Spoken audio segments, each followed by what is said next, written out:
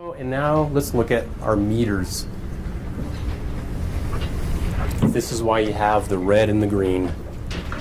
Your green is going to be potential energy. Your red is going to be kinetic energy. If you mix them up, it doesn't matter. Just keep them straight. Do you see that? In fact, I'll color them up over here for you if you'd like. What we're going to try to do is we're going to see if we can identify the energy, if we can detect the energy. Mason, I've got everything that you need. If you need some, I'll be right with you. Thanks. So, on this very first one, Sierra, it's way up at the top of the hill.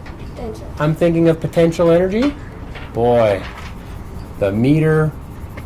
All the way up. Certainly up at the top. We got that from our text. What could be? That's what Taylor said. What could be? Well,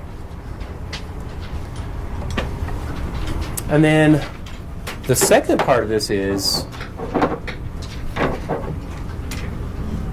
the kinetic energy. There's none in there. There is no kinetic energy, so I'm not going to color it in at all. Your task is to use your colors and color in your meters for this situation, for this situation, for this situation. Think about it. Also, talk about it with the people sitting by you. You guys don't get into your teams. Just do this with your elbow partners here. And this is going to close our lesson for today. So let's take a look up at the screen. Let's see how we did. Mason, may I use your paper? Mason, may I use your paper? Yes, you might.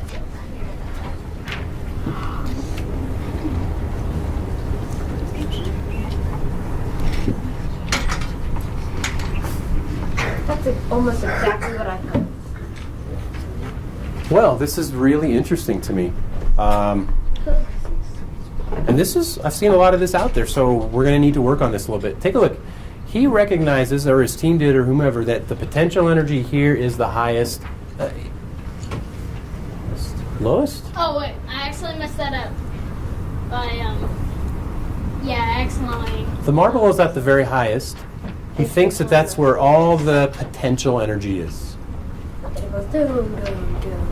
What do you think about that, Ashlyn? Agree or disagree? I agree. There's no kinetic energy there. It's not moving. It's not moving until he pushes off. When he pushes it off, he starts moving.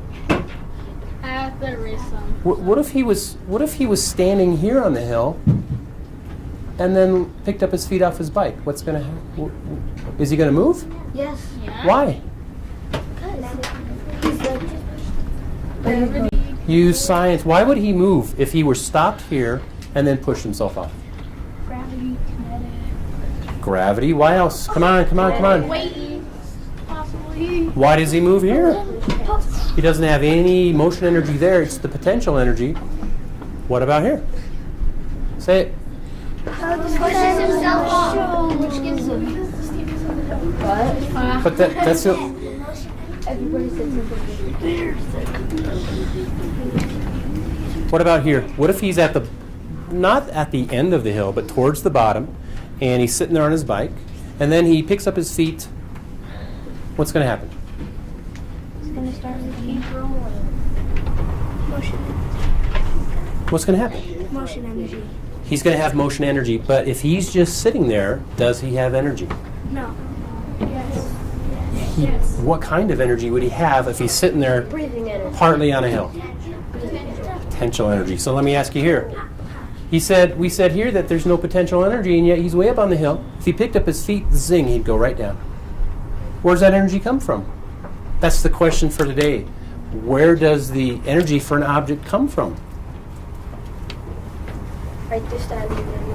Where's the energy come from? Taylor? Potential energy, and then on the second one, he still has potential energy, but just not as much. Right. That's what I think too. He's not going to go as fast down that hill, but he's going down. And what about here, Tay? He still has potential energy, but way less. What about here? And here he has way, way less, but he still has a little bit. No kinetic energy. You're right on the money here. Mason's not moving at all. Is he moving here? Oh, yeah. So that looks pretty good. Moving even faster here. Ah. Okay. Kids, thanks for your hard work. This is interesting stuff. We're gonna keep working for sure. I need to get you off to lunch.